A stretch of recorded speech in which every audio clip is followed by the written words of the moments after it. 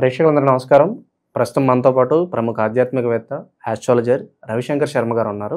గురువుగారితో మాట్లాడేద్దాం. గురుగారు నమస్కారం. నమస్తే అండి. గురుగారు, మే 18 నుంచి రాహువు, కేతువు ఈ రెండు గ్రహాలు కూడా మార్పు చెందుతున్నాయి.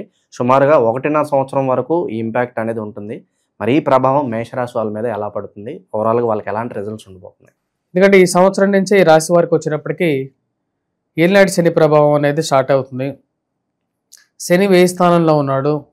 మరి అదేవిధంగా ఈ యొక్క సంవత్సరం మే 18వ తారీఖున రాహు లాభస్థానంలోకి మారుతున్నాడు. రాహు లాభస్థానంలోకి మారినప్పుడు అది యోగకారకమైనటువంటి ఫలితాలు ఇస్తుంది అన్నమాట. ఎందుకంటే అది సువర్ణమూర్తిగా అనుకూలమైనటువంటి ఫలితాలు ఇచ్చేటువంటి స్థితిలోకి రాహు మారుతున్నాడు. కానీ ఏలినాటి శని ప్రభావం కూడా కలిసే ఉంది అక్కడ.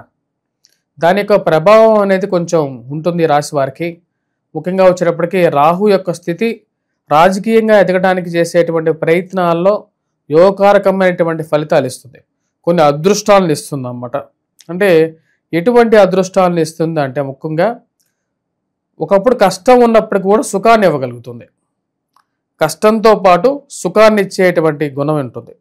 కొద్ది గొప్ప ఖర్చు అవుతున్నప్పటికీ, సంపాదించినటువంటి డబ్బు ఖర్చు అవుతున్నప్పటికీ ఆ యొక్క సంపాదనలో ఏదో ఒక బెనిఫిట్ని ఇచ్చే విధంగా ఉంటుంది. వెళ్ళిన చోట సుఖంగా నిద్ర పట్టడానికి, ఎందుకంటే ఈ రోజుల్లో ప్రశాంతంగా నిద్రపోవడం కూడా ఒక మంచి సుఖమే. అలాంటి ఒక సుఖాన్ని ఇస్తుంది. వాటితో పాటు సంపదను ఇస్తుంది. ఉద్యోగపరంగా అనుకూలమైనటువంటి స్థితిని ఇస్తుంది. మరి ఏలినాటి శని ప్రభావం ఏమిటి అంటే ఖర్చు కారకంగా ఉంటుంది. అంటే డబ్బు ఖర్చు అవుతుంటుంది, కానీ సుఖాన్ని మటుకు ఇస్తూ ఉంటుంది. ఖర్చు అయినప్పటికీ కూడా సుఖం పొందడం అనేది అందరికీ సాధ్యం కాదు. కానీ ఆ యొక్క పరిస్థితి ఈ యొక్క రాశి వారికి ఈ యొక్క సంవత్సరం అనుభవించబోతున్నారు. ఎందుకంటే ఈ యొక్క సంవత్సరం ఈ రాశి వారికి గురువు తామ్రమూర్తిగా ఉన్నాడు. ఇంకా పూర్తిగా నిష్ఫలుడు అవ్వలేదు. అంటే తామ్రమూర్తిగా ఉన్నటువంటి గురువు ఇంకా 1/4 వంతు బెనిఫిట్స్ని ఇస్తూ ఉన్నాడు, ధైర్యాన్ని ఇస్తూ ఉన్నాడు. కాబట్టి అది బెనిఫిట్ అవుతుంది. దూర ప్రాంత ప్రయాణ సంబంధితమైన విషయాల్లోనూ అనుకూలమైనటువంటి ఫలితాన్ని ఇస్తుంది. మరియు అదేవిధంగా లాభాన్ని ఇస్తుంది. అంటే అది సంపాదన అనేది సత్యకారకంగా సంపాదిస్తున్నారా, లేకపోతే ఏది విధంగా అన్యాయమైనటువంటి సంపాదన అంటే అన్యాయ అర్జన అనేది పక్కన పెడితే ఏదో విధంగా డబ్బు సంపాదిస్తారు. డబ్బు అనేది వస్తుంది. ఆ డబ్బుని వీరు ఉపయోగించుకోగలుగుతారు. ఈ యొక్క సంవత్సరం వీరికి అనుకూలమైనటువంటి ఫలితాలుగానే గోచరిస్తూ ఉన్నది. ముఖ్యంగా కోర్టు సంబంధితమైన వ్యవహారాలు ఏవైతే ఉన్నాయో, భూ సంబంధితమైనటువంటి లావాదేవీలు ఏవైతే ఉన్నాయో వాటిలో ఒకంత సానుకూలమైనటువంటి స్థితి గోచరిస్తూ ఉన్నది.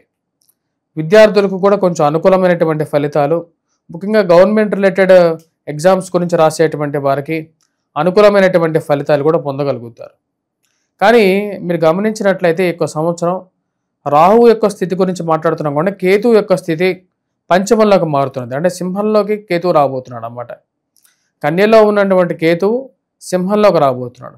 సింహంలోకి ఎప్పుడైతే కేతుగ్రహ సంచారం జరుగుతుందో ఈ రాశి వారికి ముఖ్యంగా సంతాన సంబంధితమైన విషయాల్లో కొంచెం జాగ్రత్త అనేది అవసరం.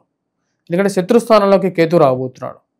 కేతువు ఎప్పుడైతే శత్రుస్థానంలోకి వస్తాడో దాని యొక్క ప్రభావ రీత్యా కొంచెం ఎఫెక్ట్ అనేది ఉంటుంది. ముఖ్యంగా ఎక్స్పెండిచర్ అనేది ఎక్కువ ఉంటుంది. అదే శని కూడా ఇంప్లికేట్ చేస్తున్నాడు. శని కూడా అదే విషయాన్ని చెప్తున్నాడు అన్నమాట. శని కూడా 1000 స్థానంలో ఉన్నాడు, కేతువు కూడా పంచమంలో ఉన్నాడు, శత్రుస్థానంలో ఉన్నాడు. దాని యొక్క ప్రభావం అనేది రాశి వారికి ఖర్చు కారకంగా ఉంటుంది. ముఖ్యంగా మెయిన్ బిజినెస్లు ఏవైతే పెద్ద పెద్ద బిజినెస్లు స్టార్ట్ చేస్తున్నారో ఆ విషయాన్ని 1-2 సార్లు ఆలోచించుకోండి. ఆ యొక్క మీ యొక్క జాతకరీత్యా అవన్నీ పరిపూర్ణంగా ఉన్నట్లయితే, యోగించే విధంగా ఉన్నట్లయితే మీరు నిస్సందేహంగా ముందుకు వెళ్ళండి. లేని పక్షంలో కొంచెం ఆలోచించి నిర్ణయాలు తీసుకోవాల్సినటువంటి ముఖ్యమైనటువంటి సూచన. మరియు అదేవిధంగా పిల్లల యొక్క ఎదుగుదల గురించి ఆలోచన అనేది ఎక్కువగా ఉంటుంది. సంతానం గురించి, అంటే కొత్తగా వివాహమైనటువంటి వారు సంతాన ప్రాప్తి గురించి ఎక్కువగా ఆలోచన అనేది కలుగుతూ ఉంటుంది. దీని ప్రభావం అనేది కొంచెం ఈ రాశి వారికి ఎక్కువగా కలగడానికి ఆస్కారంగా ఉంటుంది. మరియు ఈ రాశిలో ఉండేటువంటి వారు విద్యార్థులకి కొంచెం అనుకూలమైనటువంటి ఫలితాలు కూడా రావడానికి ఆస్కారకంగా కూడా ఉంటుంది ఈ యొక్క సంవత్సరం. ఈ రాశిలో ఉండేటువంటి వారు ఎటువంటి పరిహారాలు చేసుకోవాలి అనేది చూద్దాం. ముఖ్యంగా ఈ రాశిలో ఉండేటువంటి వారు పరిహారాల గురించి మాట్లాడేటప్పుడు రాహువుకి కేతువు రెండుకి పరిహారం చేసుకోవాలి. రాహు అనుకూలమైనటువంటి స్థితిలో ఉన్నాడు కాబట్టి పరిహారం చేయకపోయినా ఏం ప్రాబ్లం ఉండదు. కానీ కేతువుకి మటుకు పరిహారం చేసుకోండి. కేతువుకి ముఖ్యంగా ఉలవలు ఏవైతే ఉంటాయో ఆ ఉలవలను ఎవరికైనా దానం చేయటం కానీ, అంటే ఉలవలతో చేసినటువంటి పదార్థం ఏదైతే ఉంటుందో దేవాలయంలో వినాయకుడికి నివేదన పెట్టేసేసి అక్కడ దానం ఇవ్వండి. ఇది సంతాన ప్రాప్తికి, సంతానం ఎదుగుదలకి అనుకూలంగా ఉంటుంది. కొంతమంది విషయాలు ఎలా ఉంటాయంటే వారి తల్లిదండ్రులేమో మంచి మంచి ఉద్యోగాల్లో ఉంటారు, పిల్లలేమో ఎదుగుదల లేకుండా స్నేహితులతో దురలవాట్లకి లోనైపోయి తిరుగుతూ ఉంటారు. వారిని ఎలా ఒక సక్రమమైనటువంటి మార్గంలో పెట్టాలి అనే ఆలోచన కలుగుతూ ఉంటుంది. మరి ఆ సక్రమమైనటువంటి మార్గంలో పెట్టడానికి ముందు తల్లిదండ్రులు కొన్ని నియమాలు, ఒక సక్రమమైనటువంటి మార్గంలో వారిని పట్టించుకోవాలి. కుటుంబంలో వారికి సమయానికి స్పెండ్ చేయడానికి టైం ఉండదు. వీరిద్దరూ వాళ్ళ పనుల్లో బిజీగా ఉంటారు, పిల్లలు వాళ్ళ పనుల్లో వాళ్ళు బిజీగా ఉంటారు. మరి వాళ్ళని ఎవరు పట్టించుకుంటారు? పట్టించుకోవాల్సిన తల్లిదండ్రులే కదా, వీళ్ళదే కదా ముందు.